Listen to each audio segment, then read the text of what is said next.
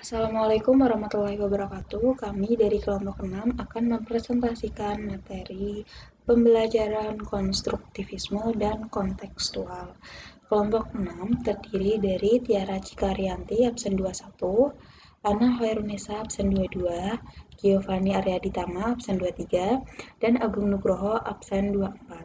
Ada beberapa subbab-subbab dalam materi pembelajaran konstruktivisme dan kontekstual.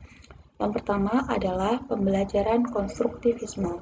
Sebelum kita mempelajari lebih jauh lagi tentang pembelajaran konstruktivisme, maka kita harus mengetahui pengertian dari konstruktivisme. Konstruktivisme merupakan teori psikologi tentang pengetahuan yang menyatakan bahwa manusia membangun dan memaknai pengetahuan dari pengalamannya sendiri. Teori ini dikembangkan oleh Seymour Papert. Dulu pembelajaran konstruktivisme itu tidak terlalu diperhatikan. Ada pandangan bahwa ketika anak belajar itu tidak memiliki tujuan apapun. Namun, Piaget tidak setuju dengan pandangan tersebut. Menurut Piaget, ketika anak bermain, itu merupakan salah satu unsur penting dalam perkembangan anak. Selanjutnya, esensi pembelajaran konstruktivistik adalah peserta didik secara individu menemukan dan mentransfer informasi yang kompleks apabila mengkehendaki informasi itu menjadi miliknya. Pembelajaran konstruktivistik memandang bahwa peserta didik secara terus-menerus memeriksa informasi baru yang berlawanan dan aturan-aturan yang lama dan merevisi aturan-aturan tersebut jika tidak sesuai lagi. Lalu salah satu tujuan penggunaan pembelajaran konstruktivistik adalah peserta didik belajar cara-cara mempelajari sesuatu dengan cara memberikan pelatihan untuk mengambil prakarsa belajar. Untuk mendorong agar peserta didik terlibat aktif dalam kegiatan belajar, maka lingkungan belajar harus menunjukkan suasana yang demokratis. Kegiatan pembelajaran berlangsung interaktif terpusat pada peserta didik, sehingga nanti peserta didik bisa memainkan peran aktif. Ketiga, pendidik memperlancar proses belajar sehingga mampu mendorong peserta didik melakukan kegiatan belajar mandiri. Untuk subbab yang kedua adalah asumsi pembelajaran. Dalam asumsi pembelajaran ini terbagi menjadi 3. 1 adalah hakikat peserta didik, 2 adalah peranan pendidik, 3 adalah hakikat proses pembelajaran. Yang ke-1, hakikat peserta didik. Peserta didik adalah individu yang bersifat unik. Konstruktivisme sosial memandang setiap peserta didik sebagai individu yang bersifat unik, kompleks, dan multidimensional. Konstruktivisme sosial bukan saja mengetahui keunikan dan kompleksitas peserta didik, melainkan juga benar-benar mendorong, menggunakan, dan menghargai sebagai bagian yang tidak terpisahkan dari proses belajar. Kedua adalah latar belakang dan kebudayaan peserta didik. Dari sudut pandang konstruktivisme sosial, hal ini penting untuk memperhatikan latar belakang dan kebudayaan peserta didik selama proses belajar. Karena latar belakang ini juga membantu membentuk pengetahuan dan kebenaran sehingga peserta didik menciptakan, menemukan, dan memperoleh proses belajar. Yang ketiga adalah tanggung jawab belajar. Peserta didik dalam proses pembelajaran perlu didorong untuk memiliki tanggung jawab, terlibat aktif dalam proses pembelajaran. Menurut Van Glaserveld 1959 menyatakan tentang pentingnya peserta didik membantu pemahaman sendiri dan tidak sekedar merefleksikan bahan belajar yang telah mereka pelajari. Yang keempat adalah motivasi belajar. Perasaan mampu dan keyakinan akan potensinya dalam memecahkan masalah baru diperoleh dari pengalaman penguasaan masalah-masalah lalu.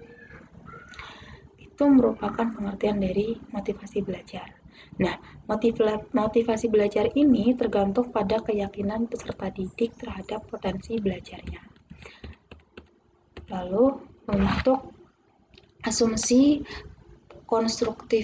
konstruktivisme yang kedua adalah peranan pendidik. Sesuai dengan pendekatan konstruktivisme, pendidik harus menyesuaikan diri dengan peran sebagai fasilitator dan bukan sebagai pendidik. Jelas pendidik dan fasilitator itu berbeda. Tugas pendidik adalah berceramah tentang pelajaran, sehingga peserta didik memainkan peran pasif. Sedangkan fasilitator membantu peserta didik memperoleh pemahaman tentang isi pelajaran, sehingga peserta didik akan memainkan peran aktif. Pendidik sebagai fasilitator harus merancang lingkungan belajar untuk mendukung dan merangsang berpikir peserta didik. Tujuannya adalah untuk mendukung peserta didik menjadi pemikir yang efektif, dan hal ini dicapai melalui penetapan berbagai peran seperti sebagai konsultan dan pelatih. Untuk asumsi pembelajaran konstruktivisme yang ketiga adalah hakikat proses belajar. 1. Belajar merupakan proses sosial dan aktif. Pandangan pakar konstruktivisme sosial memandang belajar sebagai proses aktif di mana peserta didik belajar menemukan prinsip, konsep, dan fakta untuk dirinya sendiri. Dan itu penting untuk mendorong berpikir intuitif pada peserta didik.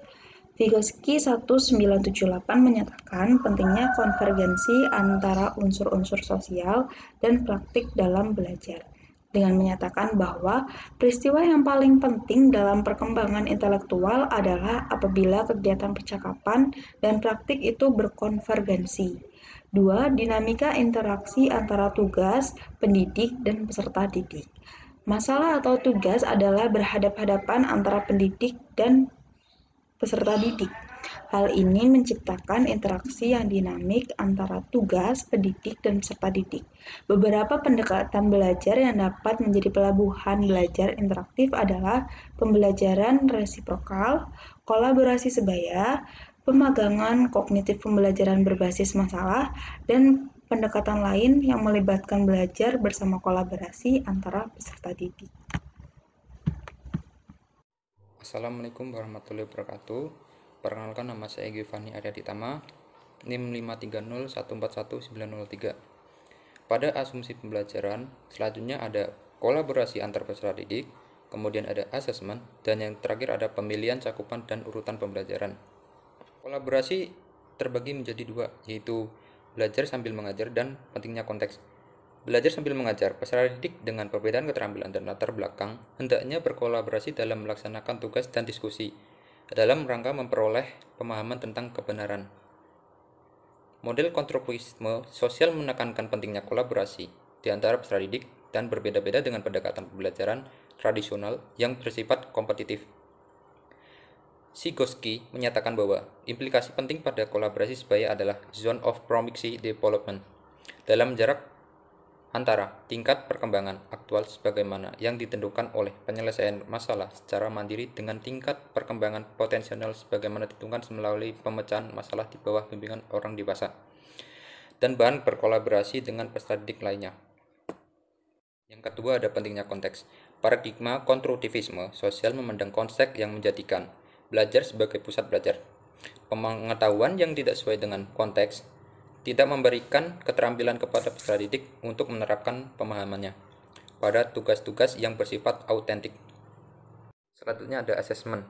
Hort dan Willard menyatakan konsep asesmen dinamik, yakni cara menilai potensi peserta didik yang berbeda dari penilaian konvensional. Di sini belajar interaktif diperoleh dengan proses asesmen. Daripada memandang asesmen sebagai proses yang dilaksanakan oleh satu orang, misalnya pendidik, asesmen dipandang sebagai proses dua jalan yang melibatkan interaksi antara pendidik dan peserta didik. Terakhir ada pemilihan cakupan dan urutan materi pembelajaran. Pengetahuan dipandang sebagai keseluruhan yang terpadu. Pengetahuan tidak dibagi menjadi materi belajar yang berbeda, namun hendaknya dipandang sebagai keseluruhan yang terpadu. Hal ini juga mendasari pentingnya konteks dalam penyajian belajar. Dunia di mana kebutuhan belajar peserta didik itu dipenuhi, tidak mendekati satu bentuk materi yang berbeda, melainkan berbentuk sekumpulan fakta masalah, dimensi dan persepsi yang sangat kompleks. Selanjutnya, keterlibatan peserta didik. Peserta didik hendaknya diberikan berbagai tugas yang mengacu pada keterampilan dan pengetahuan di luar tingkat penguasaan yang telah dimiliki. Ini akan menggambarkan motivasi dan melekatkan keberhasilan yang diperoleh sebelumnya untuk meningkatkan kepercayaan diri peserta didik. Dalam pandangan Vygotsky, hal ini dinamakan zone of proximal development, yang digambarkan sebagai jarak antara tingkat perkembangan aktual. Selanjutnya ada struktur proses belajar. Struktur proses belajar adalah pentingnya untuk memperoleh keseimbangan antara derajat kestrukturan dan fleksibilitas proses belajar. Savory menyatakan bahwa semakin terstruktur lingkungan belajar, semakin tidak mampu peserta didik untuk membangun makna berdasarkan pemahaman konseptualnya. Fasilitator hendaknya menstrukturkan pengalaman belajar cukup untuk memastikan bahwa peserta didik memperoleh bimbingan yang jelas dan parameter sehingga mampu mencapai tujuan belajar. Juga pengalaman belajar hendaknya terbuka dan cukup memberikan kebebasan bagi peserta didik. Selanjutnya ada pendekatan pembelajaran.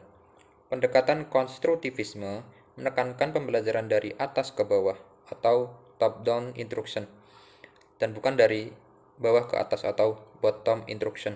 Pembelajaran dari atas ke bawah berarti peserta didik mulai memecahkan masalah yang kompleks, kemudian menemukan dengan bantuan pendidik keterampilan dari dasar yang diperlukan. Misalnya, peserta didik diberi tugas menulis karangan bebas, baru kemudian mereka belajar untuk membaca. Pendekatan juga ada secara rekonstruktivistik dalam pembelajaran menggunakan belajar kerjasama. Alasannya, peserta didik akan lebih mudah menemukan dan menguasai konsep yang sukar apabila mereka dapat menemukan dan menguasai konsep yang sukar apabila mereka dapat membahasnya secara berkelompok. Pendekatan pembelajaran digunakan dalam teori rekonstruksi disebut belajar generatif atau generative learning. Asumsinya adalah bahwa semua kegiatan belajar adalah menemukan atau discovery. Apabila pendidik menyampaikan informasi kepada peserta didik, peserta didik harus melakukan operasi mental kepada apa yang disampaikan oleh pendidik agar informasi itu dapat mereka dapatkan. Itu pengajaran ekspositori, yakni pembelajaran sistematik yang dilakukan oleh pendidik mengenai informasi yang bermakna atau meaningful information. Pengajaran ekspositori ini terdiri atas 3 tahap. Yang pertama, penyajian advent organizer. Yang kedua, penyajian materi atau tugas belajar. Yang ketiga ada memperkuat organisasi kognitif. Pertama adalah penyajian advent organizer. Advent organizer merupakan pernyataan umum yang memperkenalkan bagian-bagian utama yang tercantum dalam urutan pengajaran. Ashwabel menyatakan bahwa advent organizer merupakan strategi pembelajaran kognitif yang digunakan untuk meningkatkan belajar dan penguasaan informasi baru. Dapat juga dinyatakan bahwa advent organizer merupakan informasi yang disajikan sebelum kegiatan belajar dimulai dan dapat digunakan oleh peserta didik. Tahap kedua, penyajian materi atau tugas belajar. Dalam tahap ini, pendidik menyiapkan atau menyajikan materi pembelajaran baru dengan menggunakan metode ceramah, diskusi, film, dan penyajian tugas-tugas belajar kepada peserta didik. Ashwabel menekankan tentang pentingnya mempertahankan perhatian peserta didik dan juga pentingnya pengorganisasian materi pelajaran yang dikaitkan dengan struktur yang terdapat di dalam advent organizer.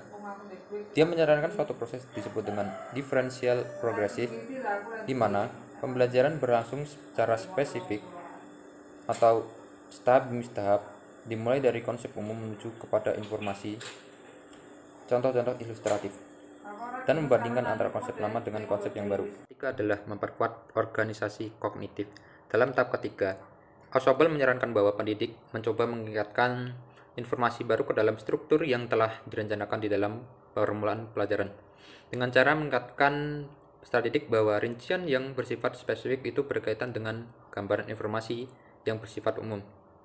Pada akhir pembelajaran ini, peserta didik diminta mengajukan pertanyaan pada diri sendiri mengenai tingkat pemahamannya. Assalamualaikum warahmatullahi wabarakatuh. Perkenalkan, nama saya Agung Nugroho dari Pendidikan Teknik Elektro Fakultas Teknik.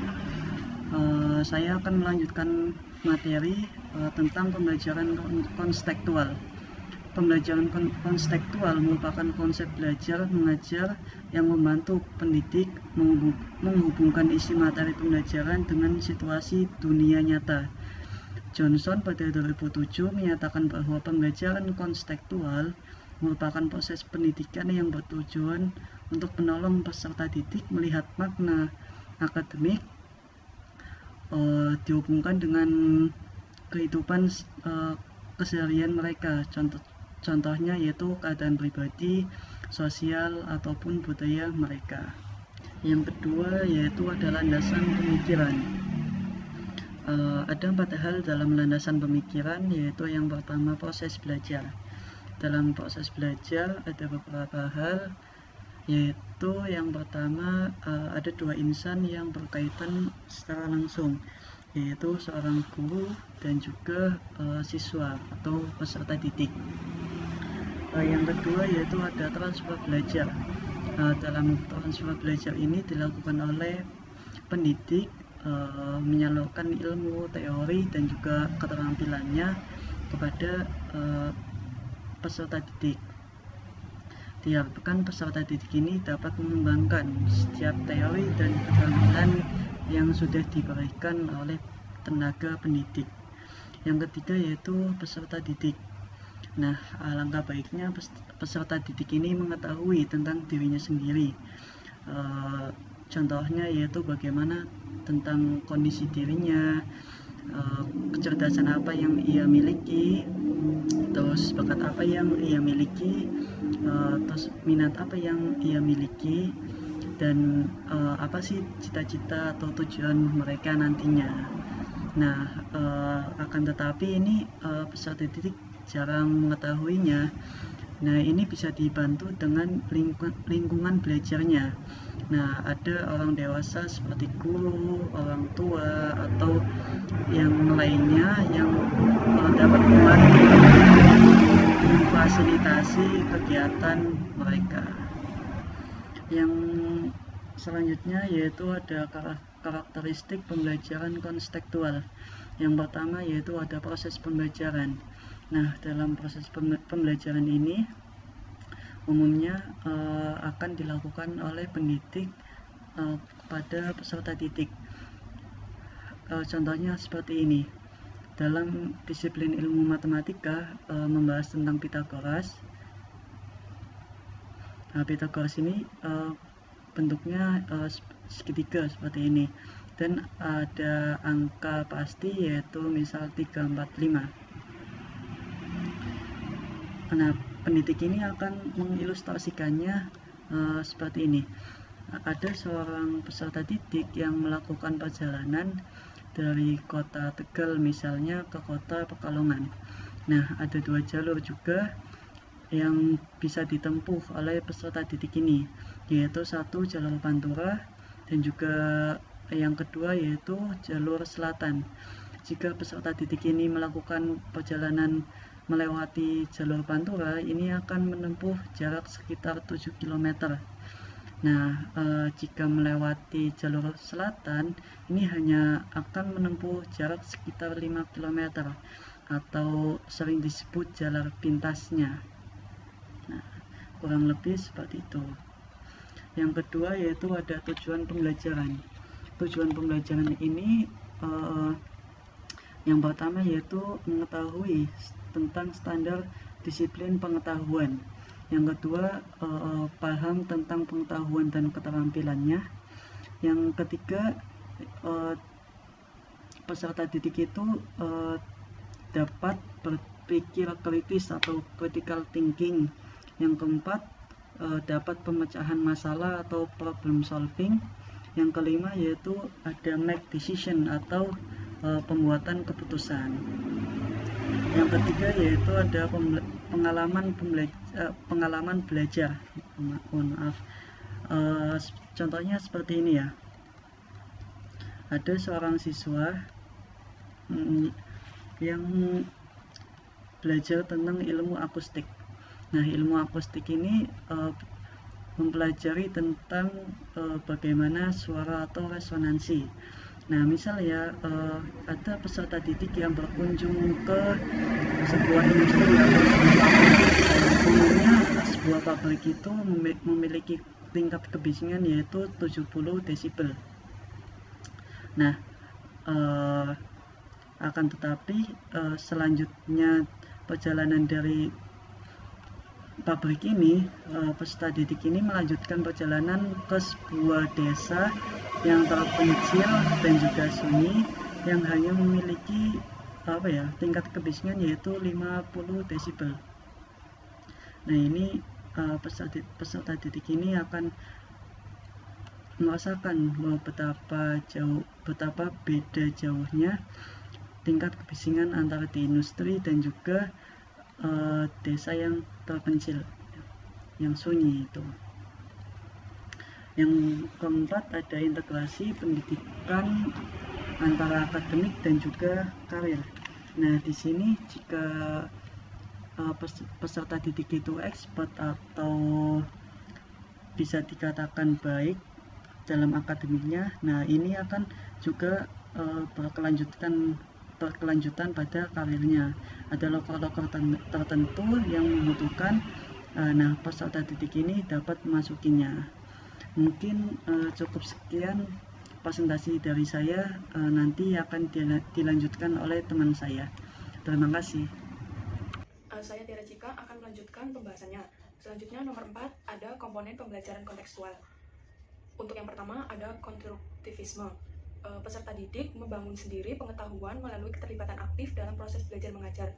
Dalam pembelajaran kontekstual, strategi memperoleh ilmu lebih diutamakan dibandingkan seberapa banyak peserta didik memperoleh dan mengingat pengetahuan.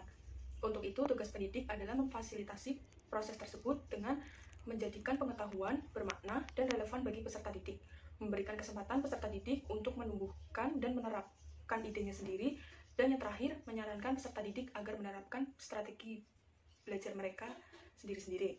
Untuk yang kedua, ada bertanya. Bertanya bertujuan untuk menggali informasi, mengkonfirmasi apa yang sudah diketahui, dan mengarahkan perhatian pada aspek yang belum diketahuinya. Yang ketiga, ada inquiry. Pengetahuan dan keterampilan yang dapat diperoleh peserta didik diharapkan bukan hasil mengingat seperangkat fakta-fakta, tetapi hasil dari menemukan sendiri. Langkah-langkah kegiatan inquiry yaitu yang pertama, merumuskan masalah, mengamati atau melakukan observasi, selanjutnya menganalisis, dan terakhir mengkomunikasikan atau menyajikan hasil karya kepada pembaca. Yang keempat, ada komponen masyarakat belajar.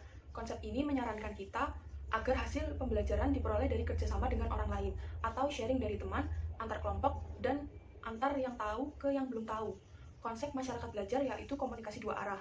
Guru dan murid bukan masyarakat belajar, karena hanya komunikasi satu arah. Komunikasi dua arah itu contohnya murid dengan seorang ahli dalam bidang komputer atau ahli dalam bidang apapun, atau murid dengan seniman, murid dengan anggota kelompok belajar yang lain, dan saling membagi ilmu masing-masing. Itu disebut kelompok masyarakat belajar. Yang kelima, ada komponen penilaian autentik. Penilaian ini diperoleh dari kegiatan nyata yang dikerjakan peserta didik pada saat melakukan proses pembelajaran. Dari penilaiannya tidak hanya pada saat pembelajaran saja, tetapi penilaian dapat dilakukan saat pembelajaran sedang berlangsung. Contohnya, penilaian autentik yaitu seorang siswa dalam belajar bahasa asing pengucapannya tidak begitu bagus, tetapi dalam grammar begitu ahli, maka penilaiannya dapat diambil dari grammarnya, walaupun dalam belajar bahasa asing pengucapan itu lebih dipandang masyarakat. Pendidik di sini dapat melihat proses dia belajar grammar. Lalu yang keenam, ada pemodelan. Dalam kegiatan belajar mengajar, pendidik berperan sebagai model yang dapat ditiru dan diamati oleh peserta didik. Model itu bisa berupa cara mengoperasikan sesuatu, cara melafalkan kata, serta cara mengerjakan sesuatu yang dapat ditiru oleh peserta didik. Nomor 7, yang terakhir, ada refleksi. Refleksi adalah cara berpikir tentang suatu kebenaran yang baru dipelajari, lalu berpikir ke belakang tentang apa yang sudah kita ketahui di masa lalu dan merespon apakah sesuai dengan yang kita ketahui. Contoh kegiatan refleksi yaitu semisal saat pembelajaran kita diajarkan 1 tambah 1 itu 2, tetapi selama kita hidup kita tahunya 1 tambah 1 itu 3, maka setelah pembelajaran berakhir dia merenungkannya. Itu adalah contoh kegiatan refleksi. Yang kelima, ada prinsip-prinsip pembelajaran kontekstual. Pembelajaran kontekstual akan berhasil apabila sasaran utamanya adalah mencari makna dengan menghubungkan pekerjaan akademik dengan kehidupan keseharian peserta didik. Hal ini akan terjadi apabila peserta didik memahami 3 prinsip pokok, yaitu saling ketergantungan, diferensiasi, dan pengaturan diri. Untuk yang pertama adalah prinsip diferensiasi. Kata different merujuk pada dorongan terus-menerus dari alam semesta untuk menghasilkan keragaman yang tidak terbatas, menghasilkan perbedaan, menghasilkan keberlimpahan, dan keunikan. Pendidik yang melaksanakan pembelajaran dengan menggunakan pendekatan pembelajaran kontekstual, mereka akan melihat pentingnya kelas itu tercipta suasana yang memicu kreativitas, memicu keunikan, keragaman, dan kerjasama. Dengan adanya keberagaman di dalam satu kelas, maka peserta didik bebas untuk menjelajahi bakat mereka, bebas untuk memunculkan cara belajarnya sendiri dan berkembang dengan langkah-langkahnya sendiri. Untuk yang kedua adalah prinsip kesaling bergantungan. Prinsip saling bergantung mengajak pendidik mengenali keterkaitan mereka dengan pendidik lain, peserta didik, masyarakat, dan lingkungan alam. Contohnya seperti sekolah. Sekolah merupakan sistem jaringan hubungan yang menciptakan lingkungan belajar, dan di dalam bagian sistem tersebut terdapat peserta lain seperti peserta didik, pustakawan, tenaga administrasi, tukang kebun, serta orang tua yang saling bergantung satu sama lain. Dengan kerjasama, akan terjadi proses saling berbagi informasi dan saling mendengarkan, sehingga setiap individu peserta didik memperoleh berbagai macam pandangan atau pendapat yang pada akhirnya dapat diperoleh kesimpulan dan menjadikan pemahaman yang bermakna. Untuk yang ketiga ada prinsip pengaturan diri. Dalam prinsip ini, kegiatan belajar diatur oleh diri sendiri, dipertahankan diri sendiri dan didasari oleh peserta didik sendiri, karena potensi bawaan peserta didik itu berbeda-beda satu dengan yang lainnya. Prinsip pengaturan diri meminta pendidik untuk mendorong peserta didik mengeluarkan seluruh potensinya. Pendidik di sini berperan membantu peserta didik mencapai keunggulan akademik, memperoleh keterampilan tertentu, dan mengembangkan karakter peserta didik. Dengan demikian, peserta didik menerima tanggung jawab atas keputusan dan perilakunya sendiri, menentukan pilihan, dan mengembangkan rencana, serta menganalisis informasi dengan kritis. Untuk yang terakhir, ada nomor 6, pendekatan pembelajaran kontekstual. Esensi pembelajaran kontekstual adalah membantu peserta didik mengaitkan antara materi yang dipelajarinya dengan konteks kehidupan atau situasi dunia nyata mereka sehari-hari. Dengan pendekatan pembelajaran kontekstual, proses belajar mengajar akan lebih konkret, lebih realistis, dan lebih bermakna. Ada 6 pendekatan pembelajaran kontekstual. Mari bahas satu persatu. Yang pertama, ada pendekatan pembelajaran berbasis masalah. Pendekatan berbasis masalah merupakan pendekatan yang melibatkan antara peserta didik dalam pengkajian pemecahan masalah yang memadukan keterampilan dan konsep dari berbagai isi pelajaran. Pendekatan ini meliputi perolehan informasi yang berkaitan dengan masalah sistematis, informasi, dan menyajikan temuan kepada orang lain. Pendekatan yang kedua, ada penggunaan keragaman konteks. Pengetahuan tidak dapat dipisahkan dari konteks fisik dan sosial di mana pengetahuan itu berkembang. Oleh karena itu, pengalaman pembelajaran kontekstual dapat diperkaya apabila peserta didik belajar keterampilan di berbagai lingkungan seperti sekolah, tempat kerja, keluarga, dan masyarakat. Yang ketiga, ada pengelompokan peserta didik. Tujuan pengelompokan peserta didik yaitu agar mereka mampu berbagi pengalaman atau informasi.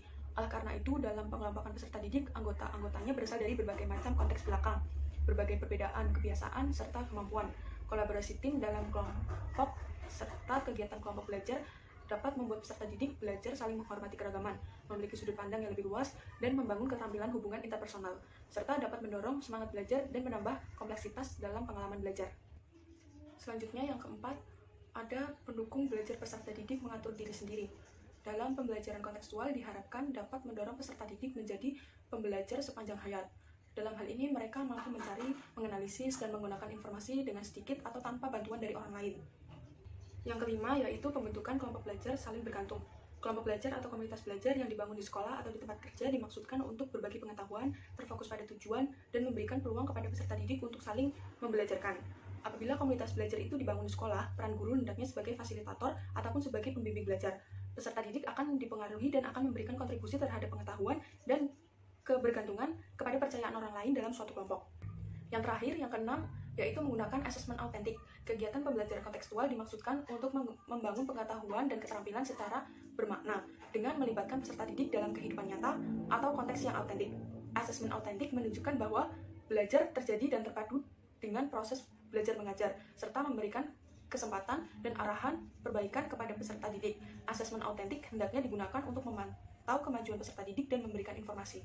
Sekian yang dapat kelompok kami sampaikan, kurang lebihnya mohon maaf. Wassalamualaikum warahmatullahi wabarakatuh.